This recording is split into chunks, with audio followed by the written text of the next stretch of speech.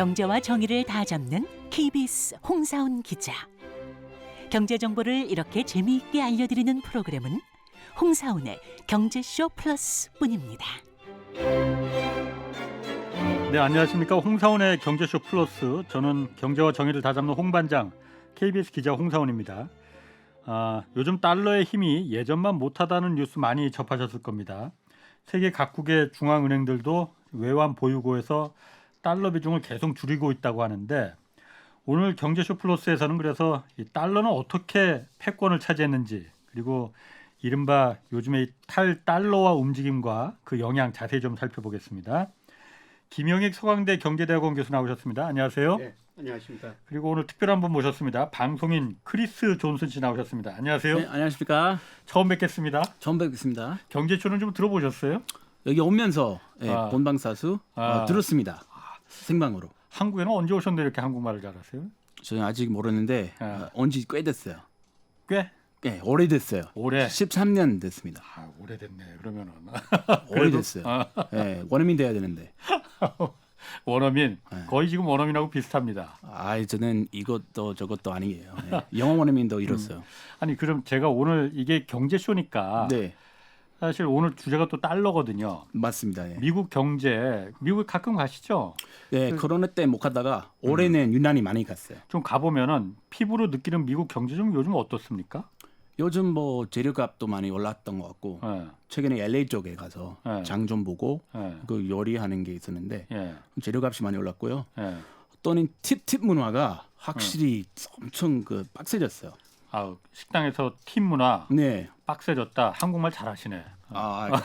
빡세다. 어, 국민 방송 맞게 어. 좀 적절한 용어 좀 쓰려고 노력하고 그 정도 있습니다. 괜찮습니다. 우리. 네. 예. 동생이랑 외식을 했는데 마지막에 제가 미국 산지 꽤 돼가지고 네. 마지막에 항상 한 15% 정도 그렇죠. 팁 주죠. 따로 제가 남겼어요. 현금.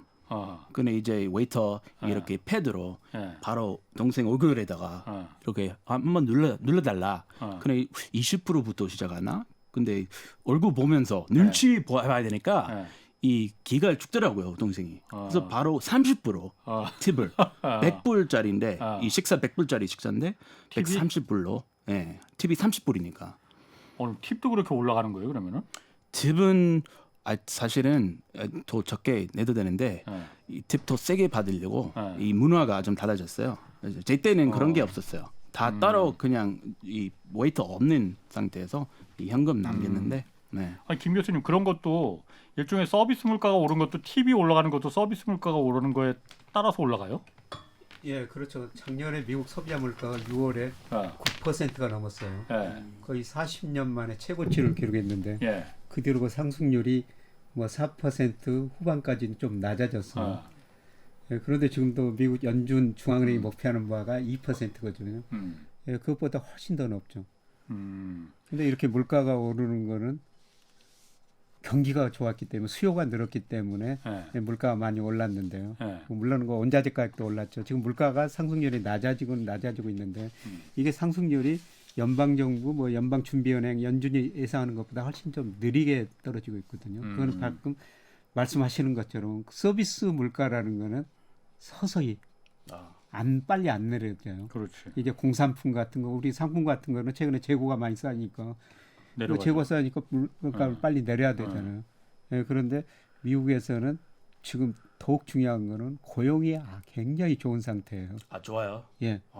일자리 미국, 많아요. 예, 일자리가 많죠. 예, 미국 실업률이 지난 4월 보니까 3.4%예요. 이 3.4%라면은 역사상 최저치죠. 예. 그러니까 지금 미국 가가지고 공항에 내리자마자 일자리를 찾으면 찾을 수 있다. 이 정도 이야기까지 나올 정도로 미국 고용이 좋거든요. 실제로 가보니까 그렇대요? 일자리가 그렇게 막 넘쳐나요, 그야말로. 동생이 그렇게 취직하기 쉬운 스타일이 아닌데 취직 쉽게 한 거 보니까 일자리 많은가 보다. 네. 아직도 집에서 자택근무하고 있어요. 네, 코로나 시작했는데 아직도 좀 여건이 좋아요. 그래서 월급 적당히 받으면서 편안하게 일 되게 꿀 같아요 거기서. 꿀 일자리구나. 예. 그 일자리가. 이제 문제는 뭐냐면 서비스업은 일자리가 아직도 부족한데요. 예. 제조업 쪽에서는 일자리 증가세가 서서히 둔화되고 있어요. 혹시 최근에 실리콘밸리 혹시 가보셨는지 모르겠는데. 벨이 갔었다 보니까 집이 실리콘밸리인데 그래요? 이번에 못 갔고 이번 다음 달에 갔다 올게요. 예. 예, 최근에 그 실리콘밸리에서 기업하시는 분 이야기를 들었는데요. 예, 불과 몇 달 전까지는 뭐 출퇴근 시간에 차가 엄청 막혔대요. 근데 최근에 보니까 차가 막히는 정도가 좀 줄어들고 있대요. 아 그래요? 제조업들은 이제 서서히 고용을 줄이고 있는 거죠. 예. 그래서 그동안 그 워낙 상품이 잘 팔리니까 제조업 서비스업 다 고용을 늘렸는데요. 최근에 그 우리나라도 그렇지만 전 세계적으로 상품이 안 팔리니까 제조업 재고가 많이 쌓이거든요. 네, 그래서 제조업들은 고용을 서서히 좀 줄이고 있는 상황입니다. 아하. 제 때는 차가 엄청 막혔는데 뭐 90년대 예. 이제 많이 그 90년대? 예. 90년대야 뭐. 90년대에는 예. 미국에서 저 IT 거품이 있었죠. 아 예. 그럼요. 예, 버블 그때, 있었죠. 예. 그때 2000년까지 엄청난 저 거품이 발생했지 않습니까? 예. 네. 그렇지. 자, 그럼 오늘 주제가 네. 최근에 이 달러 가치 하락, 뭐 달러 패권 균열 얘기 좀 많이 나오잖아요. 예. 혹시 크리스 씨는 그런 얘기 들어보셨어요? 요즘 달러가 얼마나 그 힘이 센지 더 잘하시려나 더 모르시려나 오히려 이방인들보다도 일단 탈화에 대한 얘기 많이 최근에 많이 듣고요. 탈달러화. 네. 달러 이제 기축통화 안 쓴다. 근데 그 얘기는 예전부터 그냥 어쩌다 한 번씩 들었던 것 같아요. 그렇죠. 근데 그렇게 된 적이 없는 것 같아요. 그렇지. 그래서 안 믿어요 아직까지는.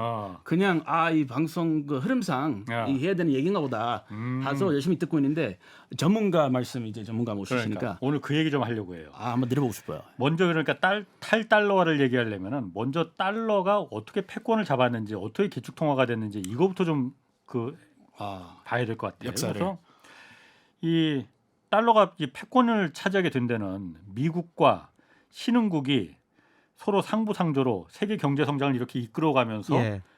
그래서 이제 달러가 패권을 갖게 됐다 이렇게 예. 얘기하잖아요. 예. 쉽게 좀 설명 좀 한번 해주세요. 그러니까 달러가 세계 기축통화 된 거는 1945년 2차 대전 이후 예, 미국이 유럽을 많이 지원했지 않습니까? 예. 달러가 이제 밖으로 많이 나왔고요. 예, 그때부터 달러가 기축통화의 역할을 했고 보다 구체적으로 달러가 기축통화 자리를 안전히 잡은 거는 1974년 사우디가 원유를 수출하면서 달러로 받았어요. 74년도에. 예. 그러니까 그때 그 페트로 달러라고 해가지고 달러 기축통화 역할이 확고히 자리 잡은 거죠. 키신저가 가서 큰 일을 해놨죠. 예. 44년도부터 그냥 약하게 기축통화됐다가 예. 확실하게 된 건 74년. 예. 74년도. 예, 예. 석유 사는데 무조건 달러로만 써라 이렇게 사우디하고 합의를 맺어버려서. 예, 그리고 그 달러가 기축통화로 계속 유지한 거는 미국 사람들이 정말 소비를 많이 하거든요. 네. 미국 GDP 소비가 차지하는 비율이 71%예요. 우리나라 47, 일본은 56%. 예, 미국 사람들이 그 소비를 많이 하려면은 뭐 우리나라 중국에서 원자재 상품을 사야 되잖아요. 예. 네. 예. 근데 미국이 그 돈 가지고 달러를 내보내 주는 겁니다. 예, 그러면 달러를 내보내 주면은 또 그 달러가 다시 미국으로 돌아요. 예. 미국으로 돌아가지고 유리하겠네요. 예. 미국에서 뭐를 해주냐면은 그 돈 가지고 미국 국채 주식을 사줍니다. 타국이 예, 우리 그렇습니다. 주식을. 예. 그러니까 여기서 우리라는 건 미국. 예. 네. 항상 헷갈립니다. 그래서- 우리나라 한국이고 미국은 미국 나라고. I understand. 땡큐. 오케이. 예. 예, 그래서 그 미국 사람들이 그렇게 소비를 많이 해주니까 특히 그 중국 사람들이 미국으로 수출을 많이 했죠. 그래서 또 월마트에 진열된 상품 절반 이상이 중국산이다. 예. 이런 이야기가 나올 정도거든요. 절반 넘을 것 같은데. 정말 많아요. 예. 중국이 이제 옷도 뭐저 입히고 예. 먹이고 거의 엄마 같은 역할을 했어요 어릴 때부터. 예. 엄마 같은 역할. 그래서 메이드 인 차이나 우리 그렇지. 차이나 욕하면서도 차이나 제품을 그렇게 많이 샀어요. 그래서 2001년에 미국 주도로 중국을 세계 무역기구 WTO에 가입시키거든요. 그렇죠. 예, 그리고 2001년부터 작년까지 보니까 미국의 대중 무역 적자가 6조 2천억 달러나 돼요. 그러니까 중국 사람들이 미국에 그만큼 상품을 월마트에 싸게 공급해 줬다는 거죠. 그래가지고 중국 사람이 그 돈 일부 가지고요 미 국채를 사준 겁니다.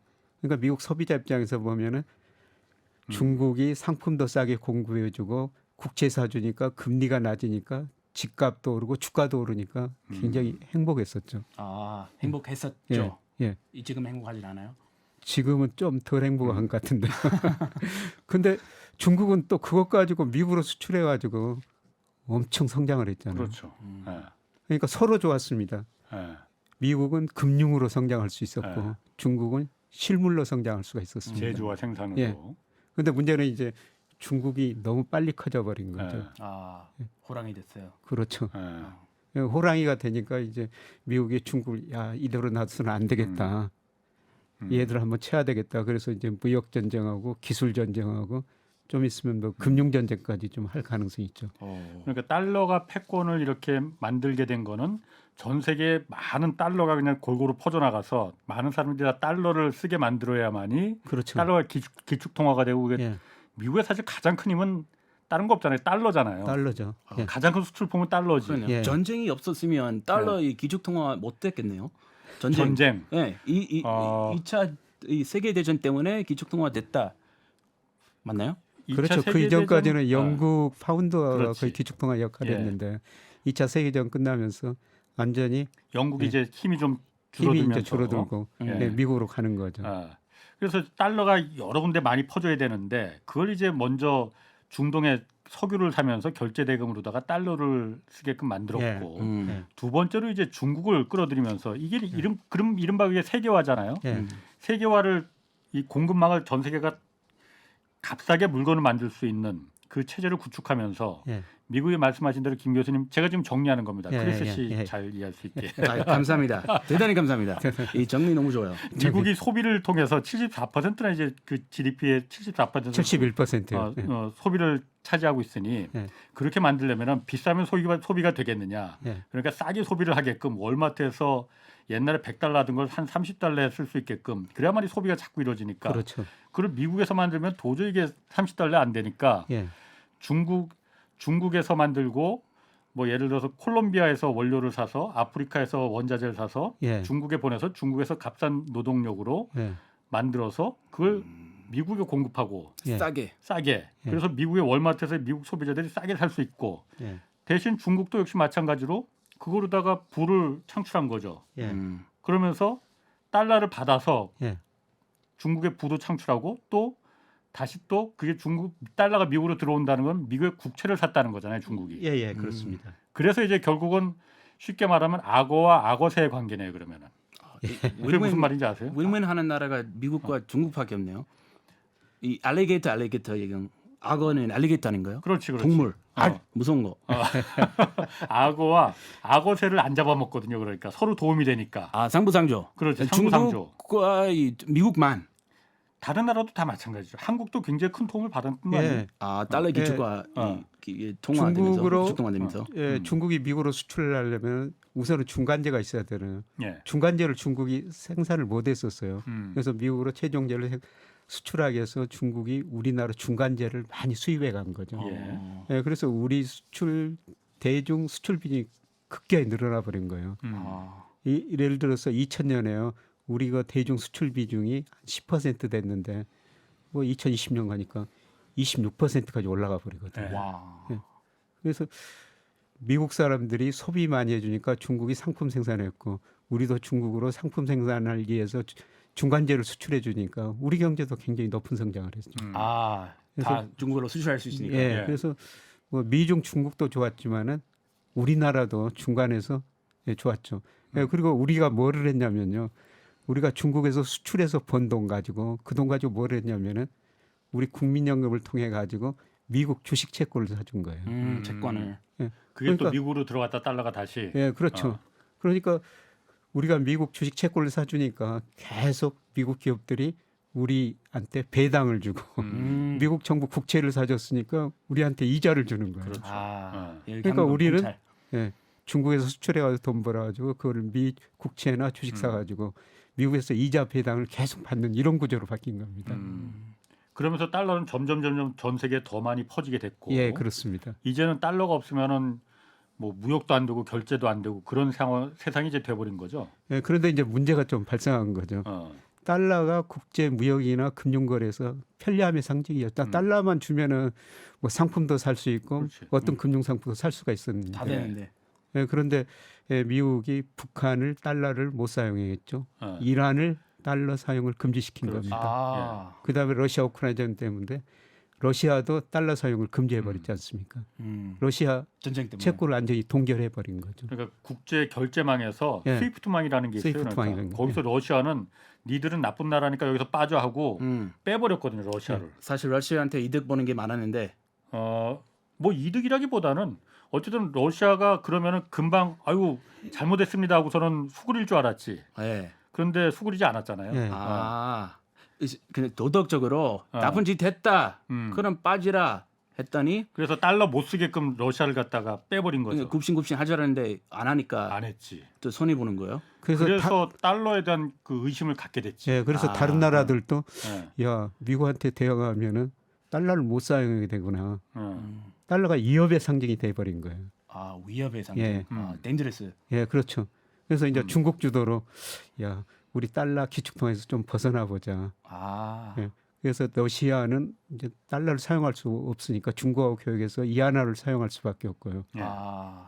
예, 그다음에 최근에 저 브라질 대통령이 중국을 방문했습니다. 룰라 대통령이. 예. 예. 예, 그러면서 그 대통령이 브라질 대통령이 하는 이야기가 밤새 고민했다는 거죠. 왜 우리가 무역 거래를 하면서 달러만 사용해야 되느냐? 위안화도 사용할 수 있고 브라질의 헤아라도 사용할 수 있지 않느냐? 많은데. 예. 그래서 앞으로 브라질이 중국하고 교역에서는 이안화 혹은 헤아라를 사용해 버리겠다. 그럼 결정해 버렸어요. 결정해 버렸죠. 거기에 이제 남미의 뭐 큰 나라는 뭐 좋은 나라 경제적으로 좋은 나라는 아니지만은 아르헨티나, 볼리비아 뭐 이런 나라들도 뭐 그쪽으로 가겠다. 다 예. 길이길이 가자. 예. 예. 그리고 최근에 그 사우디가 조금 더 세게 나오죠. 사우디아라비아가. 예. 아까 말씀드렸습니다. 1974년에 사우디가 원유를 수출하면서 달러로 결제받았기 때문에 달러 기축통화가 된 거죠. 네. 예, 그런데 작년에 바이든 대통령이 네. 뭐 중간선거 앞두고 사우디 방문했거든요. 위기 왔죠. 예, 그 원유 생산 좀 늘리자 그랬는데 바이든 대통령 떠나자마자 사우디 외무상이 우리 그런 논의 한 적도 없다. 예. 합방문했어요. 예. 그리고 조금 더 요새 협박하고 있지 않습니까? 사우디 원유 수출 중 4분의 1이 중국으로 가는데 그걸 달러로 안 받고 위안화로 받아보겠다. 중국 돈으로. 예. 거기까지 가기에는 상당히 힘들긴 힘들 텐데요. 사우디도 그렇게 미국을 좀 떠보는 거죠. 예. 그래 미국이 다 달러 무조건 사용하게끔 이렇게 다 눈치 보고 다 할 수가 없잖아요. 너무 복잡하니까. 그렇죠. 그냥 가만히 있는 게 뭐 아니 그런데 괜찮아요. 지금 뭐 크리스 씨도 어차피 미국 사람이니까 그냥 달러를 그냥 이렇게 전 세계가 다 지금처럼 쓰면은 왜 거기에 불만들을 갖는 거? 뭐 저는 사실 대충은 답은 알고 있는데 크리스 씨는 모르죠. 불만을 왜 가질까 사람들이? 전 세계 사람들이 달러를 이렇게 쓰는데 달러 기축통화 된 거에 대해서 예. 왜냐면 굳이 전 나라가 왜 1등이냐? 제가 뭔데? 약간 그런 그 때문인가? 미국이 강대국이라는 건 누구나 다 인정하는 사실이니까 그럼 강대국의 통화를 그 돈을 갖다가 우리가 다 같이 무역하는 데도 쓰고 결제하는 데도 쓰자. 그러면은 되는 거 아니야? 이렇게 생각할 수도 있는 거잖아요. 그러게요. 또 한병북도에서 그 친구 있는데 거기 북한 여행 가면 달러 많이 좋아한대요. 달러 들고 가면 더 물건 더 쉽게 살 수 있고 많이 좋아한다고 하더라고요. 처음 알았어요. 아니 북한이 이 미제 승냥이라고 불렀던 북한이 달러 그렇게 좋아해요. 오늘 방향이 이상한 막 중구난방이네. 죄송합니다. 괜찮습니다. 예, 최근에 듣던 북한 사람이 우리 집에 와서 식사하다가 이 북한 얘기 많이 했는데. 김 교수님 그거부터 한번 좀 설명해 주시는 게 좋겠어요.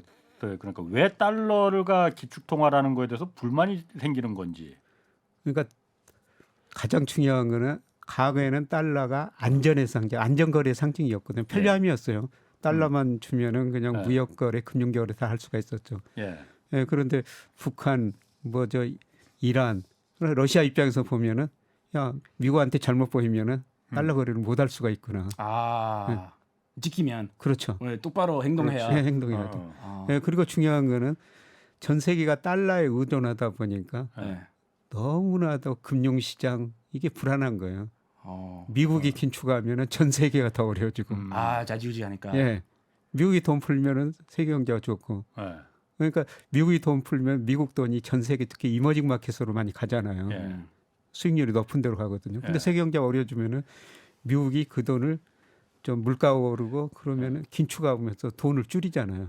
그 돈들이 다시 미국으로 들어오니까 이머징 마켓 돈을 못 퍼가지고 외환위기가 거치고 너무 미국 달러에 의존하다 보니까 세계 금융시장이 미국만 의존하다 보니까 너무 불안하다는 거죠. 아, 한 나라 위주로 돌아가니까. 예. 그럼 그럼 불만 될 수도 있겠네요. 그러니까 미국에만 너무 일방적으로 많은 이익을 그 몰아다 주는 거 아니냐. 미국은 놀면서 돈 버네 이런 생각이 들 수 있는 거잖아요. 그러니까. 예, 그렇습니다. 근데 만약에 기축 통화 막 두세 개 이렇게 돼 버리면 그거 더 불안해야 되지 않을까요? 그러니까 여러 개가 되면은 네. 왜 불안할까요, 이게? 저는 모르겠는데 사실은 우리만 가져야겠다는 그런 생각하는 것 자체가 부담스러울 것 같아요. 그래서 그냥 알아서 뭐 강 흐린 대로 그냥 냅두자 하는데 또 미국 뭐 경제 전문가들 뭐 그렇게 또 다르게 말씀하니까. 그러니까 김 교수님, 예. 크리스 씨 말대로 예. 기축 통화가 결제 통화가 예. 한 3개, 4개 이렇게 있으면은 안 되는 거예요? 불편해지나? 그럼 조금 편한 거래는 한 통화보다 좀 불편할 수는 있죠. 네, 그런데 이제 다양한 금융 거래 시스템을 만들기 때문에 뭐 겨울에는 괜찮습니다. 지금 저 유로화가 국제 결제 통화에서 무려 32%나 차지하고 있어요. 그래서 세계 경제 문제가 없이 돌아가지 않습니까? 유로가. 예. 달러가 43%인데요. 지난 4월 기준으로. 유로 비중이 급격히 늘어났습니다. 그러면 유럽 국가들이 자기들끼리 이제 유로화를 쓰니까요. 다 뭉쳐버리니까. 예, 다 뭉쳐버리고 이제 자기 영내에서는 무역거래, 금융결할 때 유로로 결제를 하거든요. 그런데 이제 문제는 이제 중국이 전 세계에서 원자재 최대 수입국이거든요. 그렇죠. 예를 들어서 사우디에서 원유 수입하면서 뭐 호주에서 저 철광석 수입하면서 브라질에서 뭐 여러 가지 원자재 수입하면서 달러로 줘버릴 수가 달러 대신 위안화를 줘버릴 수가 있는 거예요. 그렇게 하자 우리. 예. 그럼 좀 싸게 더 많이 줄게 우리가. 뭐 이렇게 할 수도 있고 중국이. 유리한 대로 하자. 그렇죠. 근데 우리나라한테도요. 지금 뭐 최근에 저 중국하고 우리가 무역수지 적자국이 됐지만은 사실 그 2000년에서 작년까지는요. 우리 통관 기준으로 무역수지 적자가 90%였거든요. 90%가 중국에서 온 거예요. 90%나. 예. 그만큼 중국이 우리한테 이제 적자를 내면서 달러를 줬죠. 그런데 과거에는 중국이 미국으로 수출해가지고 달러를 엄청 보유했기 때문에 그거를 중국도 달러를 써야 했었어요. 그래서 우리 상품 수입하면서 달러를 줬죠. 그런데 갈수록 중국의 무역수지 흑자 폭이 줄어들고 있거든요. 그러면 달러 보유 비중이 줄어든 거죠. 과거에는 달러가 많아가지고 우리한테 수입해가면서 달러를 줬는데 이제 달러가 자기들도 점차 줄어드니까 그냥 이하나를 줘버릴 수도 있는 거죠. 달러의 그 필요성 예전만큼 느끼지 못하니까 그런 건가요? 필요성이라보다는 인위적으로 인위적으로 정책적 차원에서요. 그러니까 중국이 일부러. 일부러. 자기 뭐 그게 미국에다가 이렇게 좀 그 중국이 미국하고 중국하고 요즘 사이가 안 좋잖아요. 그러니까 그러다 보니까 안 좋았어요. 중국 뭐 원래 옛날엔 좋았어 얼마 전까지는. 그런데 서로 상부상조하면서 제가 사는 동안 악어대 관계였다. 맞아요. 그러다 요즘은 동침, 적과 동침. 미국이 자꾸 우리한테 그렇게 그 덤비면은 우리도 뭐 있어 하고서는 우리 달러 그럼 자꾸 안 쓴다. 중국이 갖고 있는 국채, 미국 국채 이거 다 우리 줄인다. 이러면은 미국 입장에서는 미국이 국채를 발행하면 누군가는 그걸 사줘야 되는데. 중국이 사줘야 되는데. 중국이 그걸 갖다 이제 카드로다가 무기로 쓰는 거예요. 쓰는 거죠. 불안불안하게. 그렇죠. 예, 그렇죠. 그런데 가장 중요한 거는 중국이 너무 빨리 커져버렸다는 겁니다. 미국이 이거 중국을 WTO에 가입시켜놓고요. 뭐 구체적인 수치로 보면 2001년에 중국 GDP가 세계에서 차지하는 비중이 4%였거든요. 그런데 작년에 18% 올라가 버렸어요. 중국이 전 세계 예전에 일본하고 비슷하네. 전 세계 GDP에서 18%. 미국은 31%에서 25%로 줄어들어 버렸고요. 그 사이 미국 줄어드는 폭보다 일본이 더 줄어들어 버렸죠. 그래요. 일본이 그 17%, 18%에서 4%로 줄어버렸어요. 엄청 줄었네요. 일본은 뭐 워낙 30년 동안 장기 침체를 겪었으니까. 침체. 그럼 중국과 미국이 7% 차이밖에 안 났네요. 지금은. 예, 그렇죠. 전 세계 GDP 비중이. 그러니까 중국이 이렇게 빨리 커져버리고 이런 추세로 가면은 2030년 미 무렵에는 중국 GDP가 미국 GDP보다 물론 1인당 국민소득은 큰 차이가 났지만 국가 전체 GDP로 보면은 중국이 미국에 접근해 가겠다. 이게 이제 미중 패권 전쟁의 가장 본질이죠. 이대로만 가면 그거 정말 그냥, 그렇게 될까요? 그러니까 중국이 미국 생각에는 그냥 옛날 악어세 관계일 때는 상부상조할 때는 그냥 중국에서 싸게 미국 월마트에서 미국 소비자들이 전 세계 소비자들이 싸게 물건을 살 수 있도록 싼 옷가지나 신발, 뭐 라디오 이 정도만 만들어 그 정도 역할만 할 거를 주문을 했는데 순수한 소비 그렇죠. 차원이었는데 그러니까 그 좀 부가가치가 낮은 고급 제품 말고 중국이 그러다 보니까 중국의 값싼 노동력이 부가가치가 다른 나라에 열심히 해서 정말 왕서방은 따로 있더라 이걸 깨닫기 시작한 거죠. 그게 누구였느냐? 우리가 이렇게 열심히 이 싼 노동력 중국인의 노동력으로다가 열심히 일했는데 보니까 진짜 부는 부가가치는 전부 다 미국이나 다른 서방 세계로 가더라. 우리 손이다. 옷만 만들지 않겠어. 우리 인공지능 만들고 자율주행 자동차 만들고 스마트폰 만들고 이런 거 만들어서 이제 반도체 만들어서 팔겠어. 고가 제품들. 이 선을 넘어버린 거죠. 우리는 그거 모르는 사이에 그냥 그렇게 내버렸다. 그렇게 되면은 미국의 경제 규모를 뛰어넘을 수가 있는 거죠, 중국이. 그렇죠. 미국의 경제 규모를 뛰어넘으면은 그때부터 미국을 중심으로 해서 탄탄한 그 동맹들이 동맹이라는 거는 피는 물보다 진하지만은 피보다 진한 게 돈이거든요. 동맹이 깨질 금이 갈 수가 있는 거지. 경제적으로. 미국이 가장 우려하는 게 바로 그 돈 앞에 중국의 경제력이 커져서 그 동맹에 금이 가는 거. 그럼 우리 다 외롭게 우리 혼자 이렇게 외롭게 남아 있고 고독 삶. 이거 고독 삶도 뭐 나쁘지는 않은 것 같아요. 그러시죠. 저는. 크리스 씨 참 마음에 드네. 이게 오늘 제가 보니까 크리스 씨한테는 제가 설명하는 게 딱 맞는 것 같아 보니까요. 그게 속속 들어와요. 쉽게 명확하게 잘 설명해 주시는데. 네, 우리 집사람보다 설명 잘하시는 것 같아요. 경제 개념을. 고정 가시죠, 뭐 그러면은. 어디로? 아니 그러니까 고정으로 하자고 그런 농담은 아직 이해 못 하시는구나. 고정. 저는 뭐 반거 수준 괜찮아요. 반거. 자, 제가 또 한 가지 궁금한 게 달러에 대해서 의심을 가지게 된 그 결정적인 결정적이라기보다는 러시아가 어쨌든 국제 그 결제망에서 미국이 빼버리면서 달러에 대해서 이 신뢰의 금이 간 의심의 눈길이 가게 되는 그거였었잖아요. 또 한 가지가 이번에 그 부채 한도 협상 뭐 타결 과정을 보면서 미국의 부채가 한국 돈으로 말하면 4경 원이 넘잖아요. 그렇습니다. 4경원. 경단 단위는 알죠. 조단 많이 들어봤는데. 다음이 경. 경단은 뭐 경리단길 만들어봤지. 경리단길 말고. 경단은 상상 못할 액수니까. 그렇지. 네. 생맥이 좋아요 거기. 뭐가 좋아요? 생맥이. 생맥? 네. 맥주. 오늘 재밌네. 4경원을 부채 한도를 넘었다는 거는 그만큼 미국이 어려울 때 달러를 막 찍어냈다는 거잖아요. 그렇습니다. 이거 미국이 갚을 수는 있는 돈이냐 이거. 이런 의심이 들거든요. 그래서 달러에 대해서 이렇게 막 찍어도 되는 거야? 그래서 의심이 드는 거거든요. 그래서 저 2011년 8월에요. 저 S&P라는 신용평가회사가 미국 국가 부채가 늘어난다, 대부채 늘어난다, 미국 국가 신용 등급을 AA에서 A 플러스 강등했었거든요. 그때 글로벌 금융시장이 엄청나게 충격을 받았죠. 우리 주가도 한 달 사이에 거의 20% 떨어졌어요.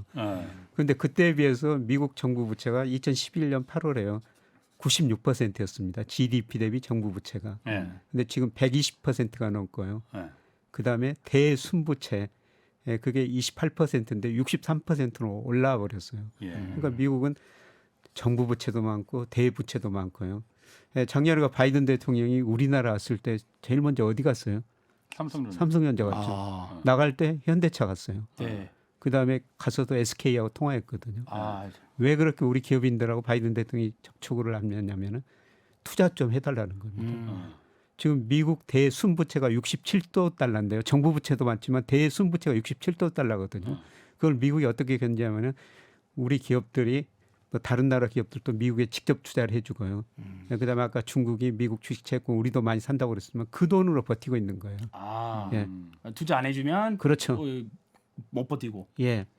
그래서 그때보다도 지금 대부채 그다음에 정부 부채가 높으니까 또 다른 신용평가 회사인 그 피치라는 데가 있거든요. 피치. 예, 피치.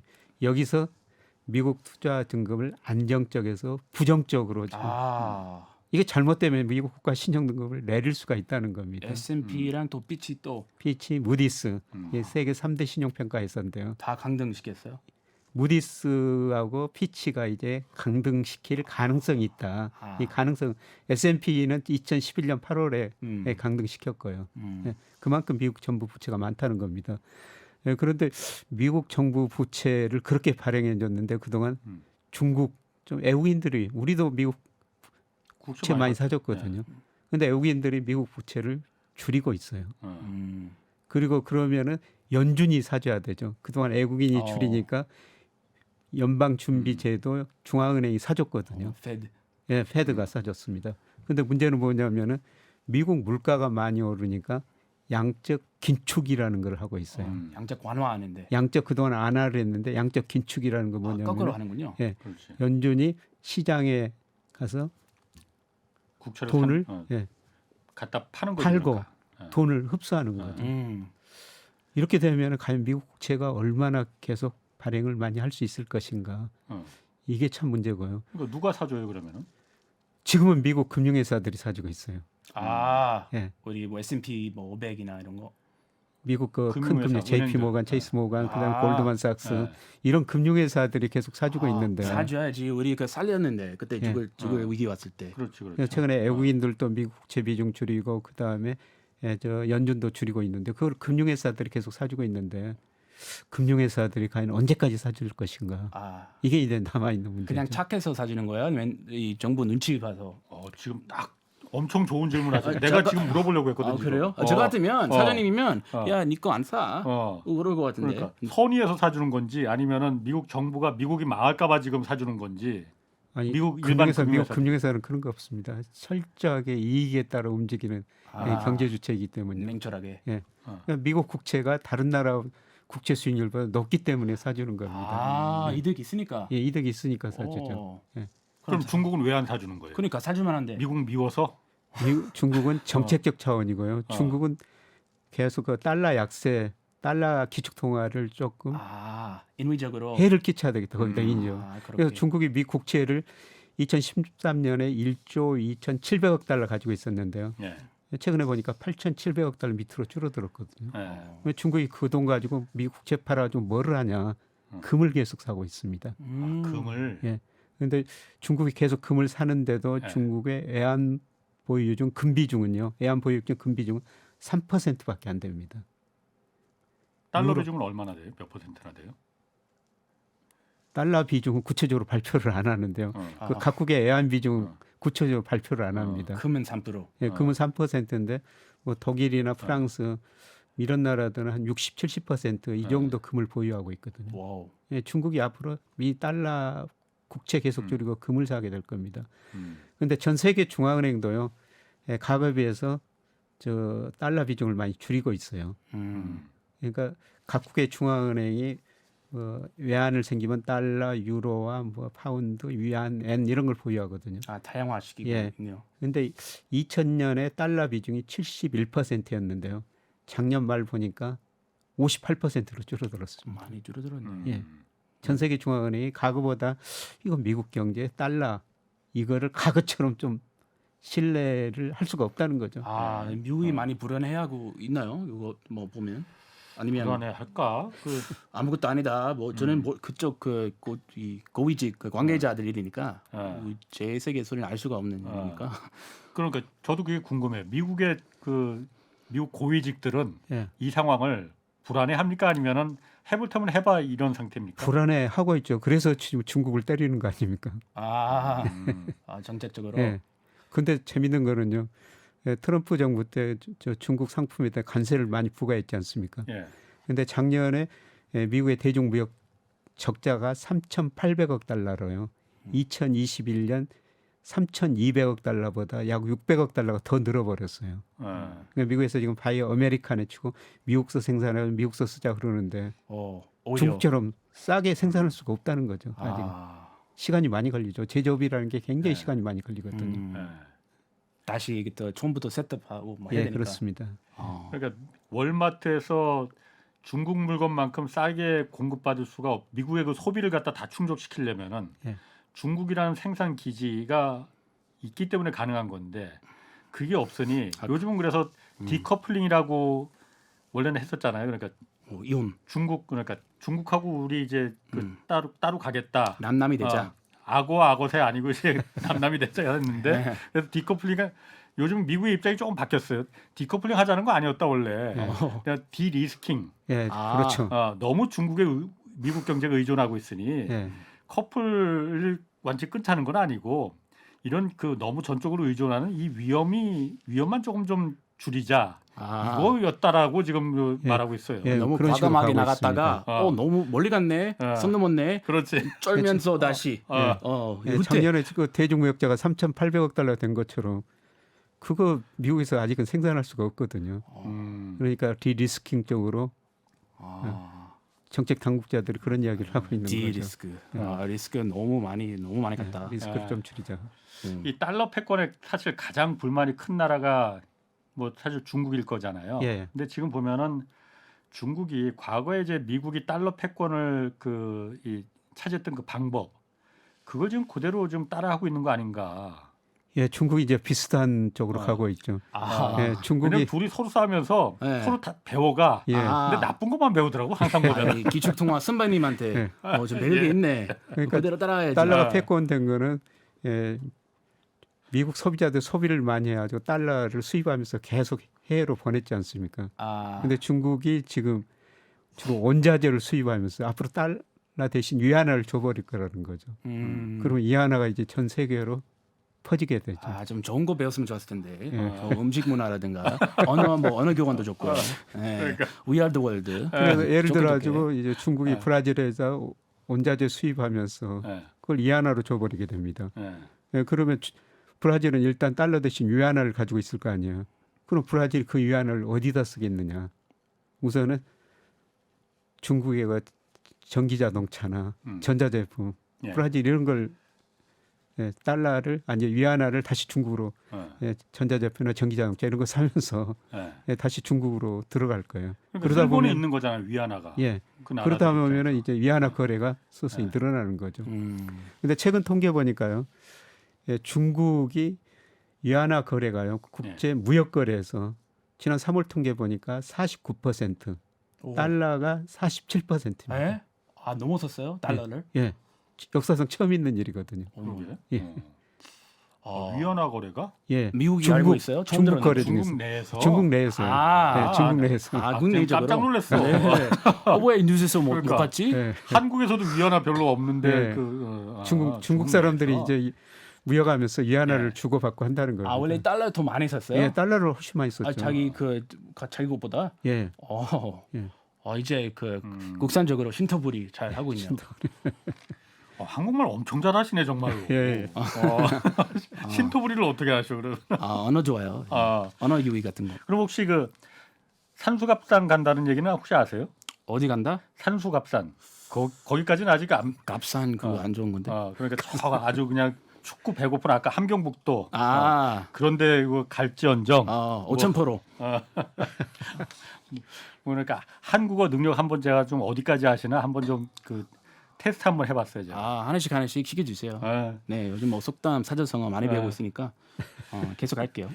자, 그럼 그 중국의 위안화가 완전히 달러를 대체하는 달러가 지금은 사실 유일 기축통화인데 그걸 갖다 대체하겠다는 목적은 아니잖아요. 예. 어디까지 그러면 중국이 어쨌든 그 위안화를 갖다 국제화시키는 욕심은 있는 것 같아요. 그 희망은 있는 것 같아. 그러면은 어느 정도 선까지 그럼 중국의 그 목적이 있는 건지 완전히 다 달러를 몰아내고 그 자리를 위안화가 차지하겠다 이거는 아닐 거잖아요. 예. 뭐 그런 거는 아닙니다. 욕심 끝이 없는데. 욕심은 끝이 없는데 한계가 있죠. 사람도 나라도. 특히 서방 세계 같은 경우는 유럽 같은 데는 그냥 계속 그 유로나 달러로 결제를 할 거고요. 그다음에 중국이 하는 거는 이제 적도 남쪽 적도 이하 지역들, 오케이. 브라질로 남아공하고 앞으로 인도 같은 나라하고도 교역하면서 달러 대신 위안화를 줄 가능성이 많고요. 뭐 우리나라한테도 우리나라한테도 가격화체제네 그게. 예, 우리나라한테도 저는 머지않아 예. 중국 우리 상품 수입해가면서 위안화를 줄 수 있다고 그래요. 생각 예. 그러면 우리 기업들이 중국으로 수출하면서 위안화 주면은 위안화 받아야 되죠. 그런데 우리 애완 시장이에요. 엔화 직거래 시장은 없습니다. 근데 위안화 달러는 직거래 시장? 있고 위안화는 있어요. 아 엔화는 없는데 예, 위안화는 있어요. 중국 위안화 위안화는? 직거래 시장이 있습니다. 왜 그럴까? 워낙 교역량이 크니까 그런 거죠. 그렇죠. 아, 아까 말씀드린 것처럼 우리 무역수지 통관기준 무역수지 네. 흑자 중 지난 20년간 90%가 중국에서 오는 것입니다. 예. 예. 그러면은 제가 언뜻 생각하기에는 지금은 그러니까 그런 직거래 시장이 있고 그래야 하니까 어쨌든 거기서 달러를 한번 그 외국 통화를 다시 한번 교환해야 되고 이러니까 좀 그게 불편하고 수수료도 많고 그런데 앞으로 이제 뭐 디지털 화폐 이게 많이 도입될 거잖아요. 예, 중국에서 그 CBDC라는 예, 예, 것도 그렇죠. 디지털 화폐도 지금 예, 계속 지금 하고 있고 예. 그렇게 되면은 훨씬 더 그야말로 그 외국 화폐를 쓰는 게 예. 익숙해지고 유용해지고 꼭 달러 아니라도 되겠네. 어차피 우리가 중국에서 사야 할 물건은 분명히 있는 거니까 예. 그냥 내가 내 계좌에 중국 디지털 화폐가 있으면은 그거로다가 직접 사도 되는 거고. 예, 그렇죠. 이게 더 그럼 훨씬 더 그 달러 그 기축통화 체제에서 벗어날 수 있는 하나의 촉매제가 될 수도 있겠네요. 예, 그렇습니다. 디지털 화폐 중에서는 중국이 지금 제일 앞서가고 지금 거의 실행에 옮기고 있죠. 가상화폐로. 예, 가상화폐. 가상화폐 말고 네, 그러니까 가상화폐 말고 디지털 화폐. 디지털 그러니까 화폐. 실제 화폐를 네, 가상이랑 디지털도 다른 거예요? 예, 디지털 영어고. 그거 다른 건데 그 중앙은행에서 발행하는 통화를 진짜 돈을 예, 그러니까 이렇게 이 지폐로 실물 말고 네. 전자지갑. 네. 근데 이거는 중앙은행이 발행하는 거야. 아, 가상화폐는 중앙은행이 발행하는 게 아니잖아요. 코인은 그러니까 비트코인이나 이런 거는. 그 개인 회사가 그렇죠, 그렇죠. 하는 거죠.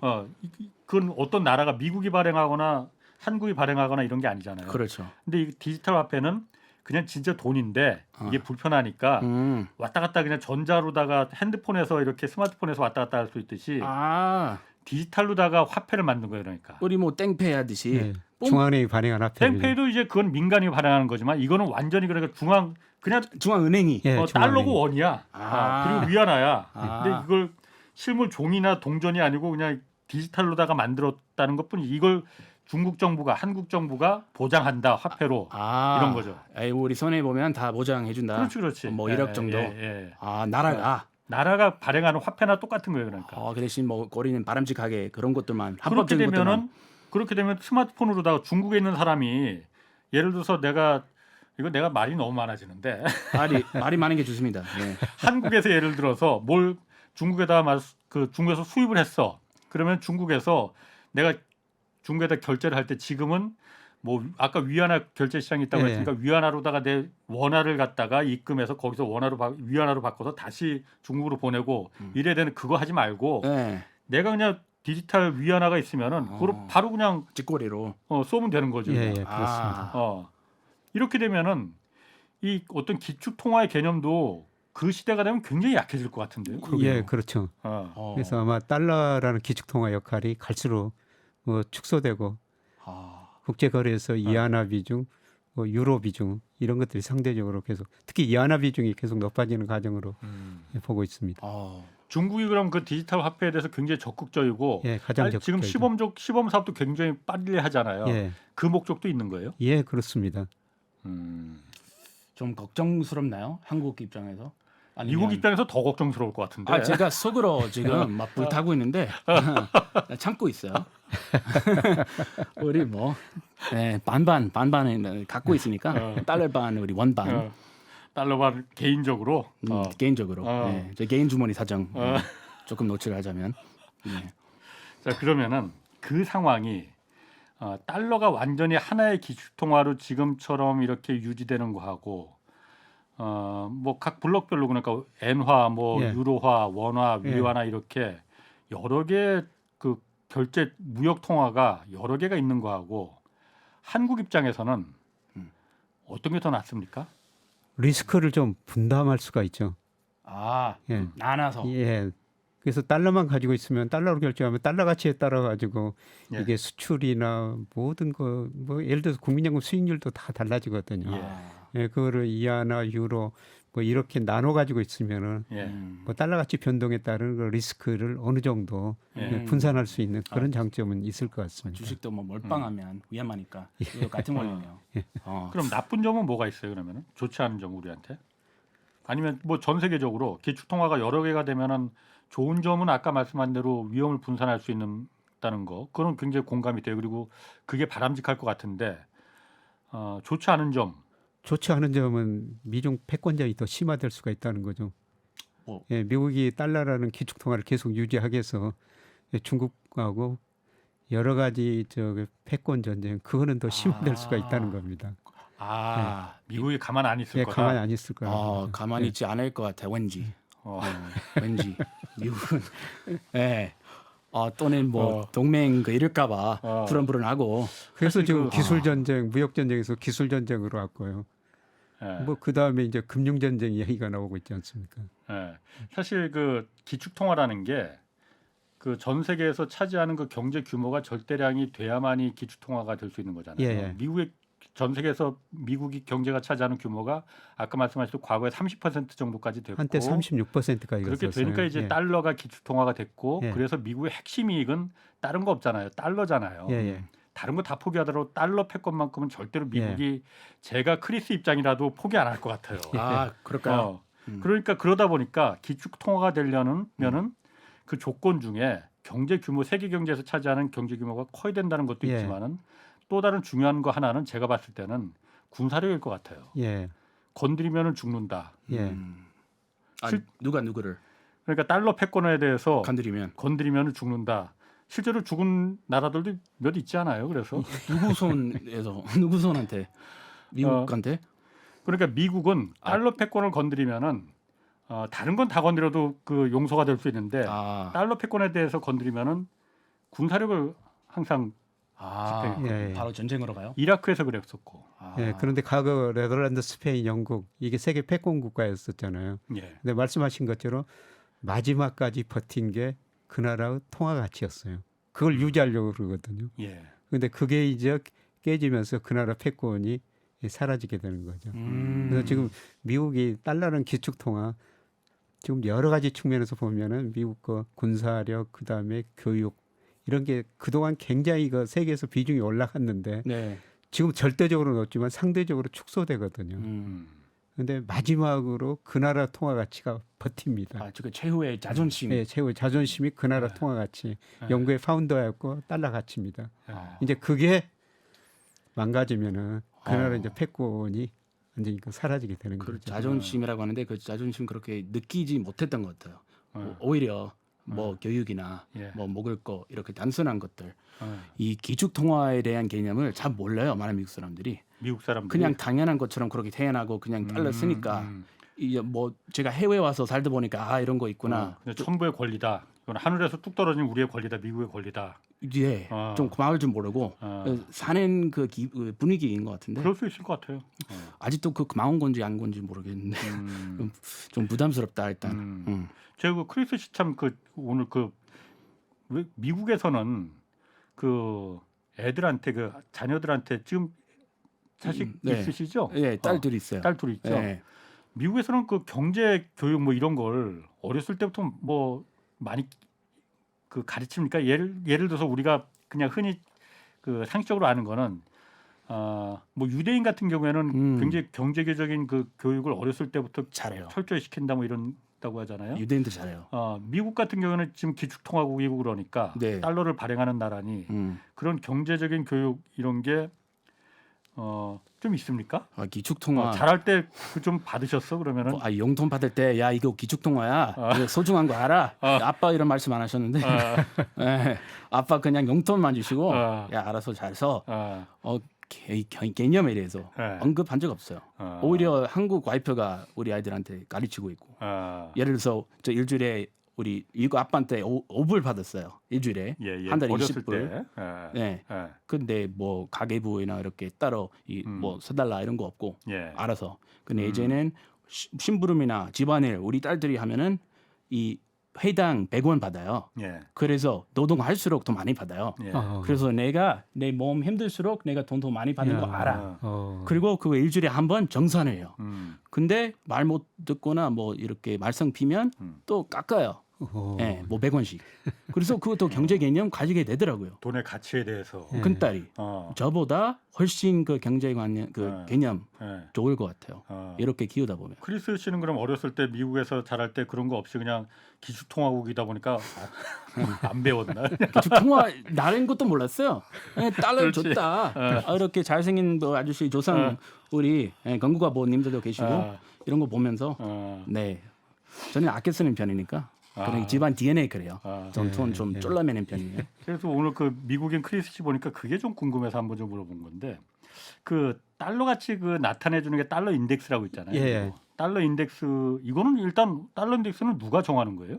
어떻게 그거는 정해지는 시장에서 결정되는 건데요. 거예요? 아, 자연적으로. 예, 뭐 선진국 통해서 달러 인덱스라는 건 유로 그다음에 뭐 선진국 파운드에서 달러 지수가 그 환율 변화에 대해서 가중치를 두고 결정이 되는 거거든요. 예. 예, 그런데 그게 작년 그 10월 초에 114까지 갔었어요. 그렇죠.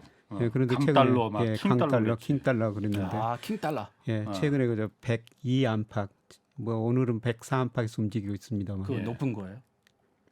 많이 떨어졌죠. 114까지 갔다가 달러가 많이 약해졌죠. 약해졌습니다. 달러 가치가. 그 114 그 기준이 그 114 뭐죠? 경? 아니 그 지수가 지수. 아, 인덱스. 예, 인덱스가. 달러의 가치가 114까지 올라갔다가 지금은 104까지 떨어졌죠. 그러니까. 예. 달러 가치가 지금 많이 좀 그 작년보다는 좀 많이 약해졌어 그러니까. 약해졌구나. 아까 그 크리스 씨가 지금 달러 원화로 한 절반 정도만 보유하고 계시다 이런 말씀을 드렸는데요. 제가 잘못 말씀드렸어요. 예. 원 한 88, 90% 있고 예. 다른 거는 잘 몰라요. 와이프가 관리하니까. 그러시는군요. 그거는 철저한 비밀이에요. 네. 그러면 뭐 원이 80%면 아주 장기적으로 보시면 잘하시고 아이프께서 잘하시고 계시는 것 같은데.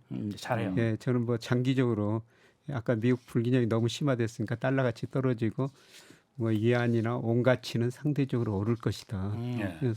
그래서 뭐 80% 아주 잘하시고 계시는 것 같습니다. 우리 그 우리나라 원 아이프께서요. 와이프. 예, 네, 80%.